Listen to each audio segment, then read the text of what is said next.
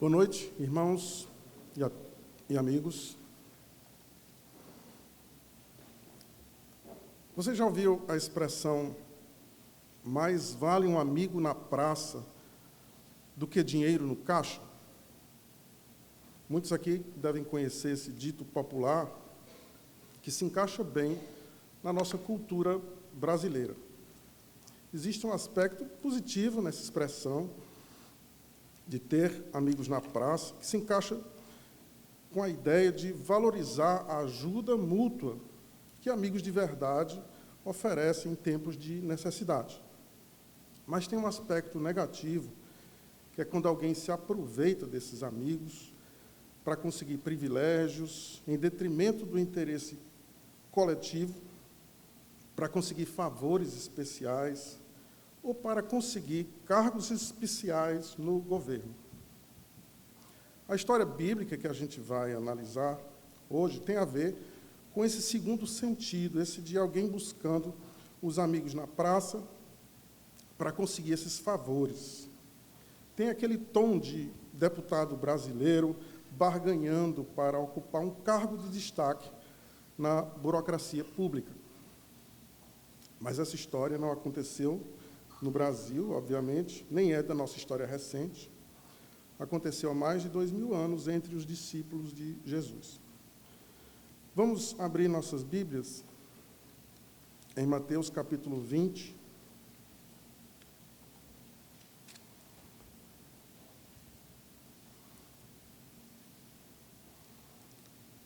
Vamos ler os versículos 20 a 28.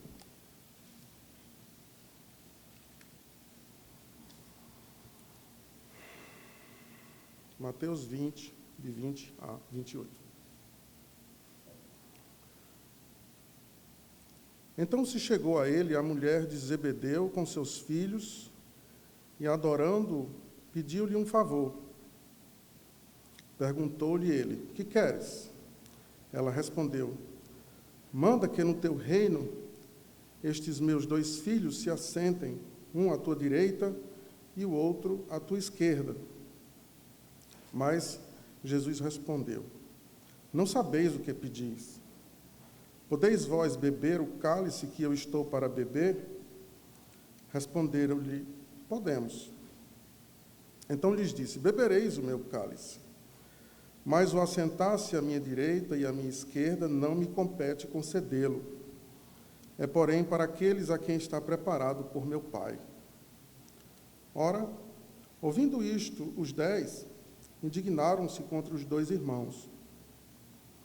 Então Jesus, chamando-os, disse: sabeis que os governadores dos povos os dominam e que os maiorais exercem autoridades sobre eles.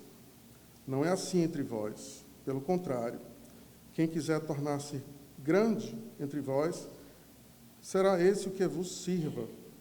E quem quiser ser o primeiro entre vós, será vosso servo. Tal como o Filho do Homem, que não veio para ser servido, mas para servir e dar a sua vida em resgate por muitos. Vamos orar.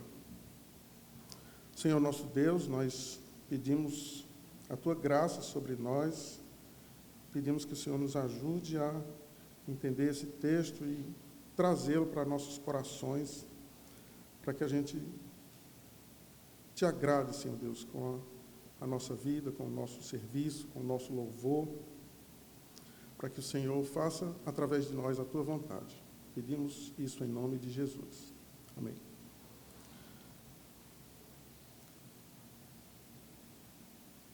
Quem são os envolvidos nessa história? Para entender melhor, a gente vai abordar um pouco sobre os personagens. Vamos falar um pouquinho de Pedro. E por que Pedro? Porque Pedro, de fato, se tornou o líder entre os apóstolos. A gente vai falar um pouquinho sobre ele.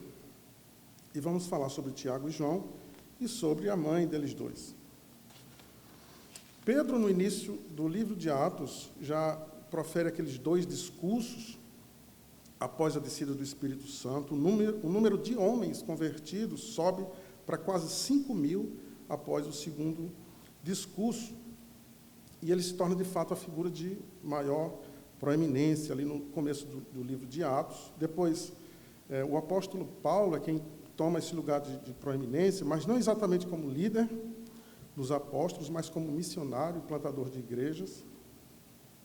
Mas essa liderança de Pedro ela é bem consolidada ali ao longo do ministério de Jesus, e no começo de Atos a gente vê isso claramente. E quando a gente lê os evangelhos, nós percebemos que a personalidade forte e ousada de Pedro fez com que ele ficasse sempre em destaque nas narrativas. É ele quem pede a autorização a Jesus para andar sobre as águas. É ele que, antes de negar Jesus, diz: Senhor, eu estou pronto para ir contigo, tanto para a prisão como para a morte, e por ti darei a própria vida. Logo depois, ele nega a Cristo. Também é ele quem ataca o servo do sumo sacerdote, na presença ali de vários soldados.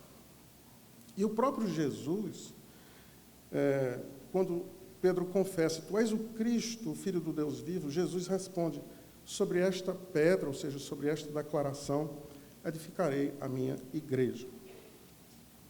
E depois que Pedro nega a Cristo e Cristo ressurge, Pedro é restaurado numa conversa lá em João capítulo 21.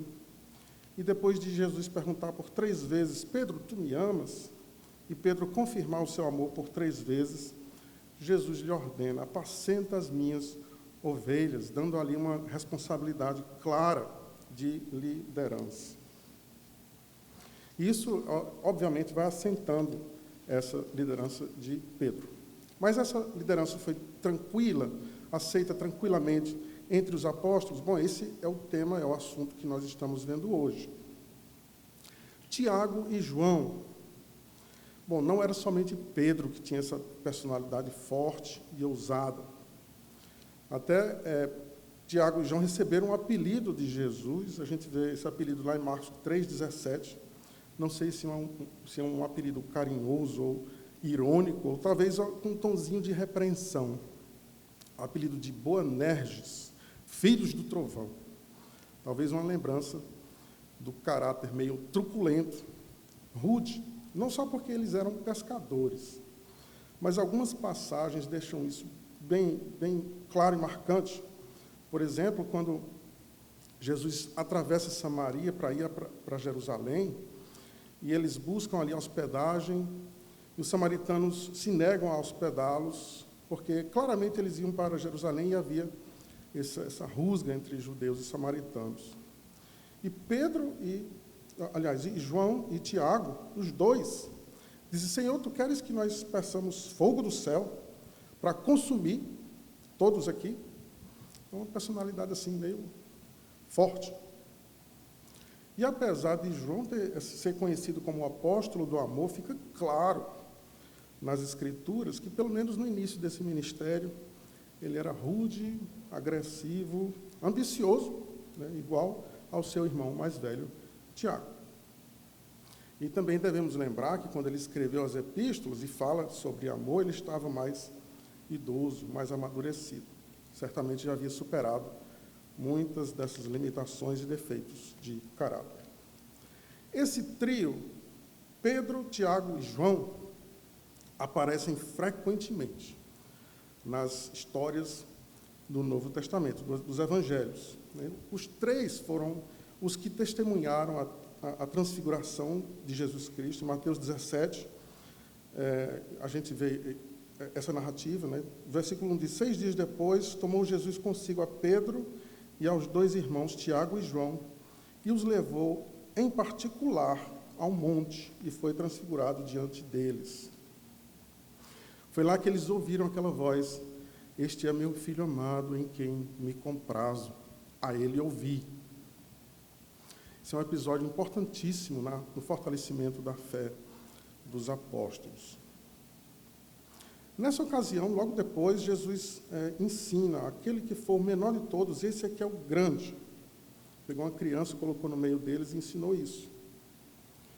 Mateus registra da seguinte forma: aquele que se humilhar como uma criança, esse é o maior no reino dos céus. Mateus 18:4. Foi Pedro, Tiago e João também, que foram os únicos que Jesus permitiu acompanhá-lo quando ressuscitou a filha de Jairo. Marcos 5,37. Foram esses mesmos 3 também que Jesus convidou para acompanhá-lo em oração no Getsêmani.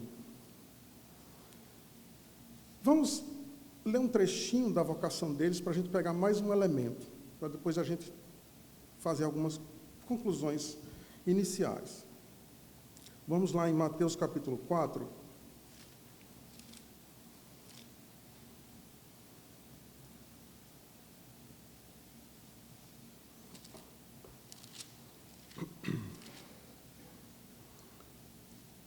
A vocação dos discípulos aqui do versículo 18 ao 22. Caminhando junto ao mar da Galiléia, viu 2 irmãos, Simão, chamado Pedro e André, que lançavam as redes ao mar porque eram pescadores. E disse-lhes: Vinde após mim, e eu vos farei pescadores de homens. Então eles deixaram imediatamente as redes e o seguiram. Passando adiante, viu outros 2 irmãos, Tiago, filho de Zebedeu, e João, seu irmão, que estavam no barco, em companhia de seu pai, consertando as redes. E chamou-os. Então eles, no mesmo instante, deixando o barco de seu pai, o seguiram. Observe o seguinte: Pedro e André tinham redes. Tiago e João tinham barco. Lá em Marcos capítulo 1 e 20, acrescenta-se que ele também tinha empregados. Isso significa que a família de Tiago e João tinha um negócio de família, um negócio relativamente próspero. Com barco, nem todo pescador tinha barco, né? Pedro tinha rede, pescava com a rede. Então, além desse contexto, digamos, econômico, né, e de negócios, a família de João tinha um certo prestígio social, porque João, mesmo morando na Galiléia, ele era conhecido do sumo sacerdote, que morava em Jerusalém, e a gente vê isso lá em João 18, 15 e 16, que diz assim o texto: Simão Pedro e outro discípulo, que João não coloca o seu nome no seu livro, que seguiam a Jesus, sendo este discípulo conhecido do sumo sacerdote, entrou para o pátio deste com Jesus. Então, quando eles seguiram a Jesus, Pedro e André, seu irmão, eles deixaram seus empregos de pescadores, João e Tiago também, com a diferença de que João e Tiago renunciaram um emprego na empresa familiar, enquanto Pedro e André deixaram suas redes, um emprego aparentemente de menor rendimento, de menor estrutura. Aqui eu não quero trazer uma questão econômica e de negócio para a vida espiritual deles, obviamente. Isso não tem tanta relevância assim para a vida espiritual dos apóstolos. Mas tem uma certa importância, sim, para o que a gente está analisando aqui, que era a questão de quem era o maior entre eles. Se havia ou não expectativa de receberem algo em troca dessa dedicação, dessa renúncia. Mas guardemos essas informações até aqui. E vamos ver quem era a mãe de Tiago e João. 2 textos nos trazem informações sobre ela. Mateus 27, 55 e 56 e Marcos 15, 40. Eu vou ler esses textos para a gente não perder tempo procurando o texto na Bíblia. Mateus diz assim: estavam ali muitas mulheres, no momento da morte de Jesus, né? Estavam ali muitas mulheres observando de longe. Eram as que vinham seguindo a Jesus desde a Galiléia para o servirem. Entre elas estavam Maria Madalena, Maria, mãe de Tiago e José, não é esse Tiago, irmão de João, e a mulher de Zebedeu. 3 mulheres. Maria Madalena, Maria, mãe de Tiago e de José, e a mulher de Zebedeu. Marcos diz assim: estavam também ali algumas mulheres observando de longe, entre elas Maria Madalena, Maria, mãe de Tiago, menor, e de José, e Salomé, as quais, quando Jesus estava na Galiléia, o acompanhavam e serviam, e, além destas, muitas outras que haviam subido com ele para Jerusalém. Menciona 3. Tem outras assim, que ele não menciona o nome, mas essas 3 são de maior importância. Quando a gente vê nomes na Bíblia, a gente tem que abrir um pouco a atenção. Então, daqui a gente deduz que essa terceira mulher era a Salomé, que era a mulher de Zebedeu, que era a mãe de João e Tiago. Descobrimos, então, que o nome dela era Salomé. No livro de João, tem mais uma informação. João 19, 25. Diz assim: e junto à cruz estavam a mãe de Jesus, a irmã dela, Maria, mãe de Clopas, e Maria Madalena. Aqui são 4 mulheres. Maria, mãe de Jesus, que foi omitida pelos outros dois, os 2 evangelhos. Maria, mulher de Clopas, possivelmente a mãe de Tiago, menor, e José. Maria Madalena e a irmã de Maria, mãe de Jesus. Se juntarmos essas informações todas, a gente vai perceber que a mulher de Zebedeu é a Salomé, e que essa Salomé é irmã de Maria, mãe de Jesus. Por exclusão é isso. E por dedução a gente entende que João e Tiago eram, na carne, primos de Jesus. Primos de Jesus. Lucas 8, 2 e 3, tem mais alguma informação sobre esse grupo de mulheres, não especificamente sobre Salomé. Diz que essas mulheres que haviam sido curadas de enfermidades, espíritos malignos, uma se chamava Maria Madalena, onde saíram 7 espíritos, Joana, mulher de Cusa, e muitas outras, as quais lhe prestavam assistência com os seus bens. De fato, então, existe esse grupo de mulheres que acompanhava Jesus, lhe dando apoio material. E sabemos, por essas passagens anteriores, que Salomé, que é a mãe de Tiago e João, estavam entre essas mulheres aqui. Montando, então, um quebra-cabeça. Até aqui, nós sabemos que a família de Tiago e João tinham recursos financeiros, eles tinham essa empresa familiar de pescaria, eles também tinham uma certa influência na elite religiosa, porque João era conhecido do sumo sacerdote. Sabemos que Salomé apoiava o ministério de Jesus com seus bens e eram, por assim dizer, aparentados de Jesus. Se a gente quiser adicionar mais um elemento, em Mateus 19, 28, quando Jesus está ensinando sobre a sua glória, 19, 28, ele diz assim, ó, quando na regeneração o Filho do Homem se assentar no trono da sua glória, também vós assentareis em 12 tronos, aqui se dirigindo aos apóstolos, vós assentareis em 12 tronos para julgar as 12 tribos de Israel.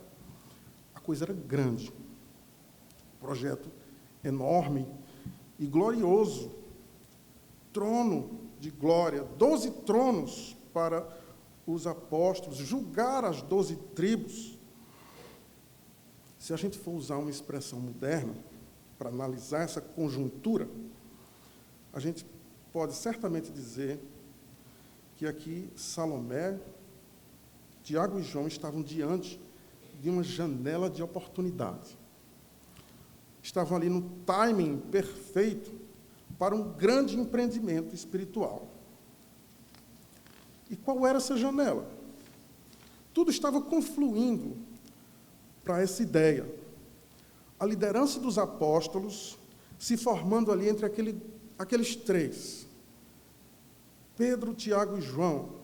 Eles, com certeza, tinham ali um acesso privilegiado diante de Jesus. Jesus os chamava constantemente em ocasiões especiais. Os 3 eram próximos de Jesus. Havia também uma promessa de 12 tronos assentados ali em torno de Jesus, para julgar as 12 tribos. E Jesus vinha falando uma coisa aí sua morte e ressurreição. Havia alguma coisa que acontecia ali, uma mudança radical que eles parece que não estavam entendendo muito bem o que era. Mas havia uma coisa diferente que marcava esse momento. Tem que ser agora. Os três já haviam renunciado a tudo para seguir a Jesus. Os três tinham personalidades fortes. A liderança, entretanto, parecia que se seguia mais para Pedro. O assunto, aliás, já tinha aparecido logo após a transfiguração. Após a transfiguração, os três evangelhos relatam uma discussão entre eles sobre quem seria o maior, que é diferente desse momento aqui, em que Salomé faz esse pedido a Jesus. Pedro, apesar de parecer o preferido, um pouco antes da transfiguração, recebeu uma repreensão daquelas. Jesus disse: arreda, Satanás, tu és para mim pedra de tropeço, porque não cogita das coisas de Deus, e sim dos homens. Está em Mateus 16, 23. Isso quando Jesus fala sobre sua morte e ressurreição, aí Pedro: tem compaixão de ti, Senhor, isso não vai te acontecer. Aí Jesus lhe dá essa repreensão. Talvez Pedro já tivesse até se desqualificado depois disso aí. E Pedro, e Tiago e João tinham um diferencial. Eles tinham um reconhecimento de que a sua família apoiava ali o ministério de Jesus materialmente. Eram aparentados de Jesus. E a sua família tinha esse prestígio. Tinha que ser naquele momento.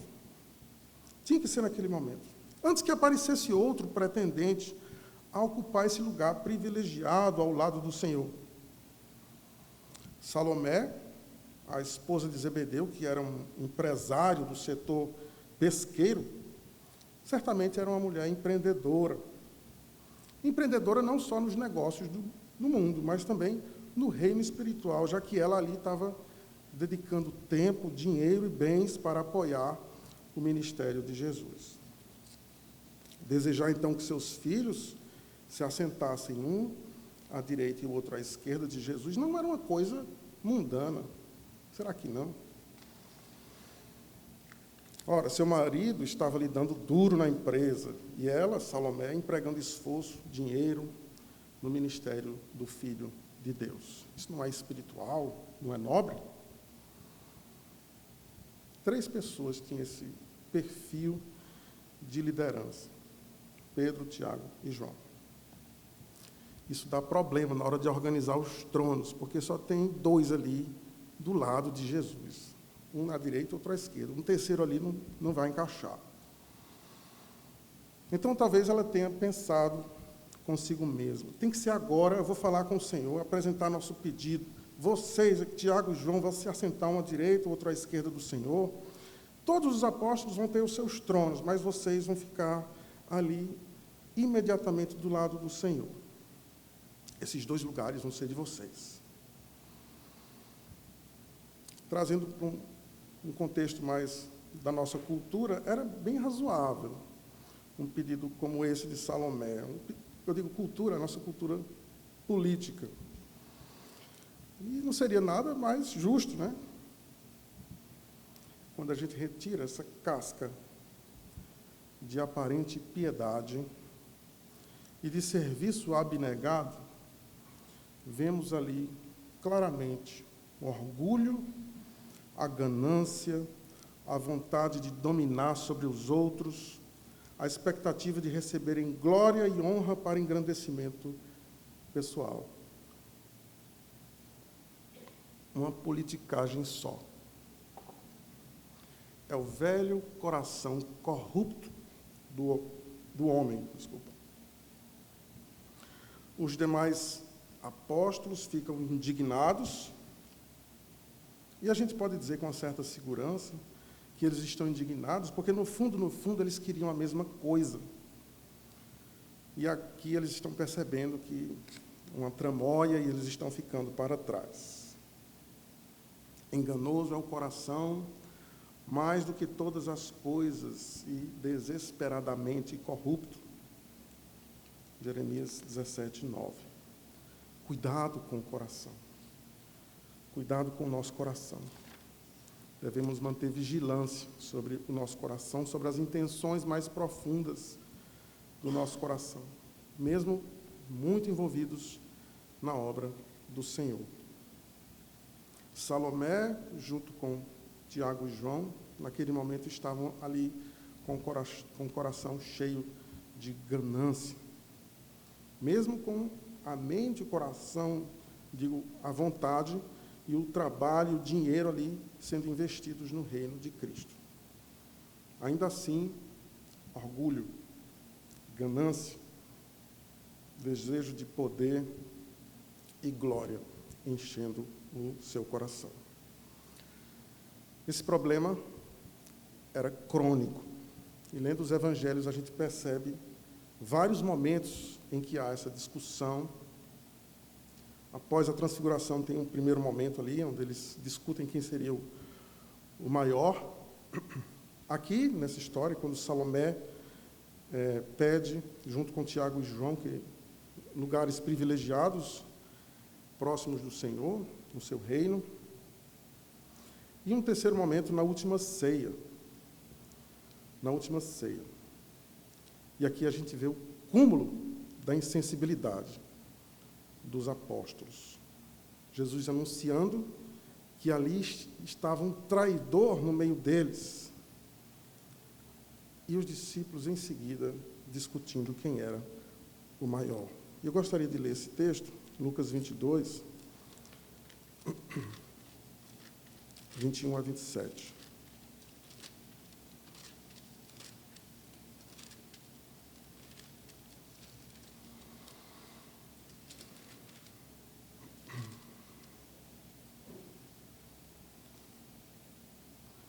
Todavia, a mão do traidor está comigo à mesa, porque o Filho do Homem, na verdade, vai segundo o que está determinado, mas ai daquele por intermédio de quem ele está sendo traído.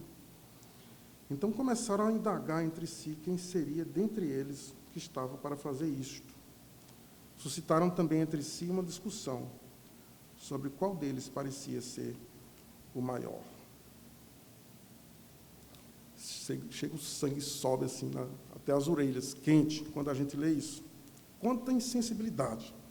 Jesus próximo de ser traído, de ser entregue às autoridades, e eles ali discutindo quem seria dentre eles o maior. A resposta de Jesus me chama muito a atenção. As respostas, porque foram vários momentos. Toda vez que o assunto aparecia, Jesus responde com mansidão, falando basicamente as mesmas coisas. Aquele que se humilhar como uma criança, esse é o maior no reino dos céus. Mateus 18:4. Aquele que entre vós for o menor de todos, esse aqui é grande. Marcos 9:35. Sabeis que os governadores dos povos os dominam e que os maiorais exercem autoridade sobre eles. Não é assim entre vós. Pelo contrário, quem quiser tornar-se grande entre vós, será esse que vos sirva. E quem quiser ser o primeiro entre vós, seja o vosso servo. Tal como o Filho do Homem, que não veio para ser servido, mas para servir e dar sua vida em resgate por muitos. Mateus 20. Que é praticamente repetido em Marcos 10, 42 a 45. O maior entre vós seja como o menor, e aquele que dirige seja como quem serve. Pois qual é o maior, quem está à mesa ou quem serve? Porventura não é quem está à mesa? Pois eu no meio de vós sou como quem serve. Lucas 22. Esse mesmo ensino também foi dado aos fariseus. Jesus disse aos fariseus: mas o maior dentre vós será o vosso servo. Quem a si mesmo se exaltar será humilhado, e quem a si mesmo se humilhar será exaltado. Se a gente fosse inventar uma história com esses detalhes, certamente depois dos discípulos brigarem ali sobre quem seria o maior após a última ceia, a gente colocaria assim: Jesus se indignou, se irou, mas a Bíblia não tem isso. Não tem Jesus se irou, não tem até quando vos suportarei, não tem arreda Satanás, não tem. Jesus responde mansamente. Mansamente.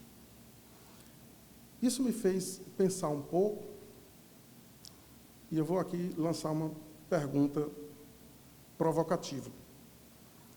Será que é sempre errado a gente ser ambicioso? Será que tem alguma hipótese em que ser ambicioso é correto?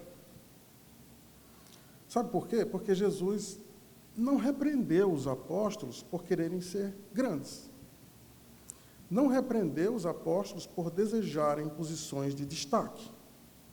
Ele só disse quem é de fato maior, quem de fato seria grande, o que deveria ser feito para se tornar o primeiro, o que deveria ser feito para se tornar grande. Não houve uma repreensão em querer ser grande, em querer ser o maior.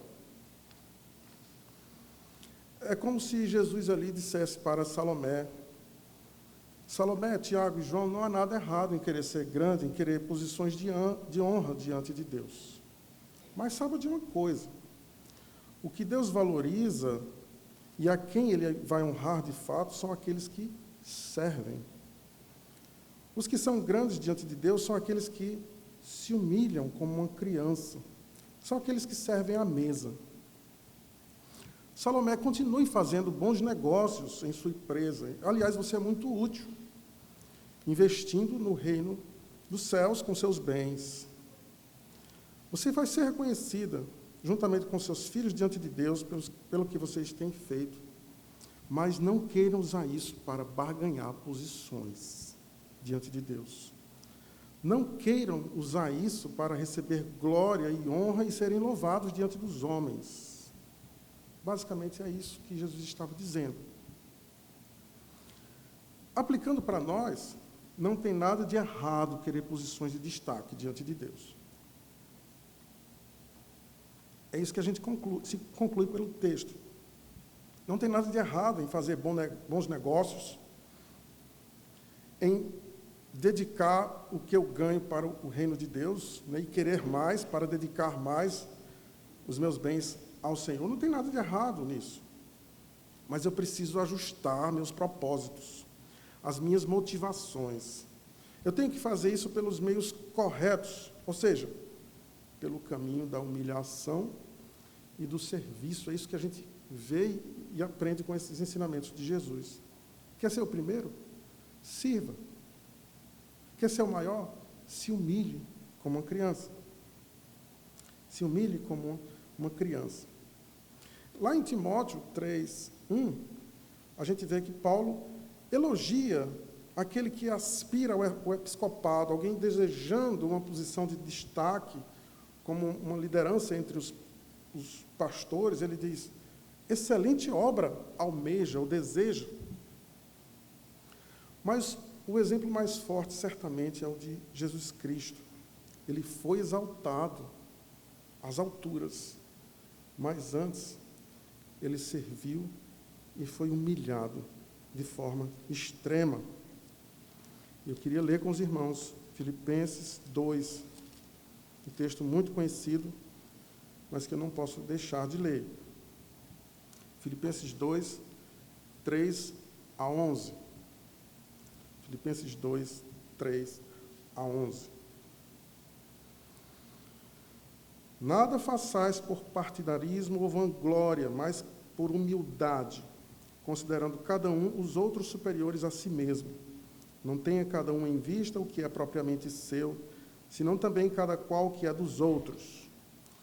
Tende em vós o mesmo sentimento que houve também em Cristo Jesus, pois ele, subsistindo em forma de Deus, não julgou como usurpação o ser igual a Deus. Antes, a si mesmo se esvaziou, assumindo a forma de servo, tornando-se em semelhança de homens e reconhecido em figura humana. A si mesmo se humilhou, tornando-se obediente até a morte, e morte de cruz. Aí vem a exaltação. Pelo que também Deus o exaltou sobremaneira, e lhe deu o nome que está acima de todo nome, para que ao nome de Jesus se dobre todo joelho nos céus, na terra e debaixo da terra, e toda língua confesse que Jesus Cristo é Senhor, para a glória de Deus Pai.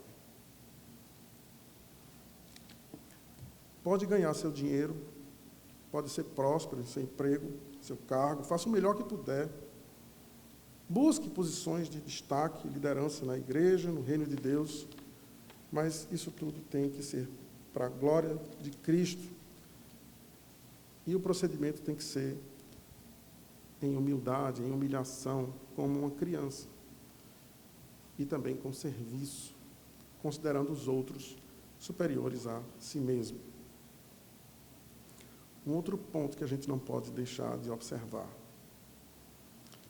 Não podemos deixar de perceber que Jesus faz uma associação clara, direta e imediata entre glória, que eles estavam interessados em receber, e sofrimento.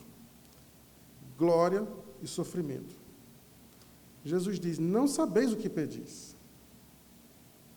Em seguida ele diz: podeis vós beber o cálice? Associação imediata. Glória, vocês não estão nem sabendo o que vocês querem. Será que vocês estão preparados para sofrer? Traduzindo em palavras, nossas palavras, é isso. Vocês não sabem o que estão pedindo, vocês querem glória diante de Deus? Então vocês estão preparados para sofrer em meu nome? John MacArthur, no livro 12 Homens Extraordinariamente Comuns, diz assim, abre aspas, se desejamos participar da glória celestial, também devemos estar dispostos a tomar parte dos sofrimentos aqui na terra.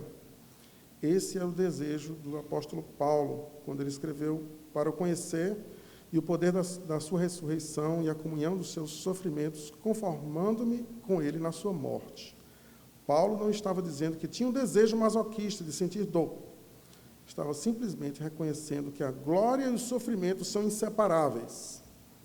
Aqueles que desejam a recompensa da glória devem estar dispostos a suportar o sofrimento. Fecha aspas. Então, se queremos obter glória e honra da parte de Deus, o caminho é pela porta da humilhação e sofrimento em nome de Cristo. Provérbios 15, 33. A humildade precede a honra. E 1 Pedro 5, 5 e 6. Cingi-vos de toda humildade, porque Deus resiste aos soberbos, contudo, aos humildes concede sua graça. Humilhai-vos, portanto, sob a poderosa mão de Deus, para que Ele, em tempo oportuno, vos exalte. Infelizmente, os apóstolos prestaram mais atenção à parte do ensino sobre os tronos e mal ouviram a parte do ensino que falava de sofrimento e perseguições e morte. O meu receio é que essa mensagem de hoje tem um efeito meio contrário do que se espera. Como alguém que pensa, eu nem quero glória, eu quero ser assim um ninguém na igreja, um ninguém no reino de Deus. Eu vou enterrar meus talentos tudinho, né, e cuidar, mas eu não quero nem aparecer. E essa questão de sofrimento, vixe, tenho o maior medo de sofrer, de perseguição, não quero. Eu vou viver aqui discretamente, debaixo dessa graça de Deus. Não é esse o ensino, não é esse o desejo do Senhor. Não é o que Jesus espera de nós, ou quer de nós, melhor dizendo. Dá vontade até de dizer, seja ambicioso, queira ser grande, tenha gana, vontade de ser alguém grande e de destaque. Eu não vou falar muito não, porque é fácil a gente ir para o outro lado, no outro extremo. Mas o ponto é que nós precisamos ter desejo e sonhos no reino de Deus. Não vamos pensar pequeno, não vamos pensar em ser um Zé Ninguém, não é isso que Deus quer de nós. Pense grande para servir a Deus e a igreja. E o sofrimento? Não pense muito nisso, não. Jesus nem deu detalhes. Ele só perguntou, vocês estão prontos para beber? Ok, vocês vão beber. Não pense muito não no sofrimento. Na hora, Deus vai capacitar a nossa vida, nossos sentimentos, nosso pensamento, nosso emocional. Deus dá capacidade para enfrentar na medida da sua graça. E Ele não vai dar nada que a gente não consiga suportar. Se for para sofrer, Deus me dará as forças necessárias. Nós vivemos num país que não existe ainda uma perseguição declarada e forte contra os cristãos. A gente conhece assim as histórias de outros países. Às vezes a gente não gosta nem de ler muito sobre isso. Mas eu já ouvi um missionário dizer que a palavra mais temida entre os cristãos hoje é desconforto. Parece que quando a gente pensa, isso vai me causar algum desconforto, a gente começa a rejeitar as coisas. Não, eu não vou servir mais a Deus nessa área, não, porque está me trazendo desconforto. Esse compromisso com todos os cultos, isso traz um desconforto grande. Eu vou começar a relativizar isso aí. Pregar o evangelho para os colegas do trabalho, na escola, na rua, não, isso me traz desconforto. Contribuir financeiramente, tirar do meu bolso para contribuir com a obra de Deus, também traz desconforto. Submissão aos líderes da igreja. Se isso causar algum desconforto, eu vou me saindo. Talvez, eu vou tirar o talvez e botar um certamente. Nós também precisamos dessas lições de Jesus sobre sofrimento, humilhação e serviço. Sofrimento, humilhação e serviço. Concluindo essa mensagem, Jesus atendeu o pedido de Salomé, Tiago e João. E voltando ao nosso texto, em Mateus 20,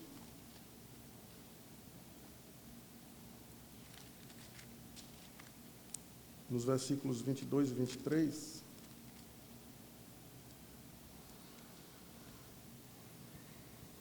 Jesus diz assim: mas Jesus respondeu: não sabeis o que pedis. Podeis vós beber o cálice que eu estou para beber? Responderam-lhe: podemos. Então lhes disse: bebereis o meu cálice, mas o assentar-se à minha direita e à minha esquerda não me compete concedê-lo.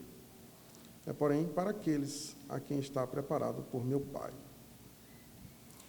Eles não tinham ideia do que significava exatamente esse cálice. Responderam ingenuamente e tolamente, talvez: podemos tomar o cálice. Não tinham clareza do que seria esse sacrifício de Jesus, embora Jesus tivesse falado claramente. Não tinham ideia exatamente sobre o que se estavam oferecendo a fazer. Apesar disso, Jesus diz: vocês beberão o meu cálice. Ok, João e Tiago, essa parte do pedido eu concedo. Vocês vão sofrer em meu nome. A outra parte compete a Deus fazer. Então Jesus atendeu esse pedido, pelo menos em parte, de forma especial. Tiago e João foram o primeiro e o último dos apóstolos a morrerem. Em Atos 12, de 1 a 3, nós temos a descrição de um único apóstolo que morreu na própria Bíblia. Os demais, os relatos são em livros de história. Mas aqui na Bíblia temos o relato do martírio de Tiago.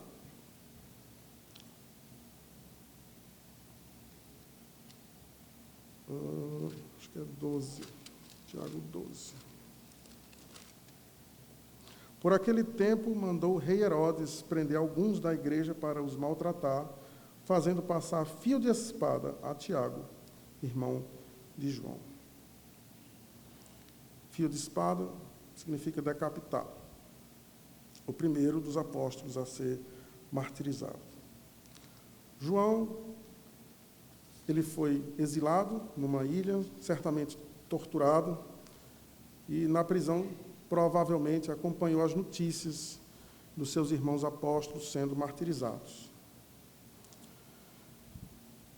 Ele não relatou detalhes do seu sofrimento, a única coisa que João diz está em Apocalipse 1:9, dizendo: irmão vosso e companheiro na tribulação, no reino e na perseverança em Jesus. Os dois beberam seu cálice, sofreram glorificando ao Senhor, e tudo para a glória de Deus. E que nós, irmãos, não temamos o mundo, não temamos perseguições, não temamos as ofensas, mas temamos aquele que nos criou, que nos ordenou pregar o Evangelho, que nos ordenou o serviço, que nos disse para sermos humildes diante dos homens, diante de Deus, e disse também: esses é que serão grandes. Tenhamos essa vontade de ser grandes, de estarmos em posições de destaque, de honra, conscientes de que o caminho é pelo sofrimento, pela humilhação e pelo serviço, e tudo isso para a glória do Senhor. Vamos orar. Senhor nosso Deus, nós te louvamos, porque o Senhor é um Deus gracioso, que cuida de nós, nos capacita a te servir e a te honrar neste mundo cruel e cheio de pecados. Te louvamos porque o Senhor nos tirou desse mundo e nos lavou para estarmos diante de ti. Usa-nos, Senhor Deus, para a tua glória. Usa a tua igreja para proclamar as verdades do Evangelho, e assim o teu nome seja exaltado. É o que te pedimos em nome de Jesus. Amém.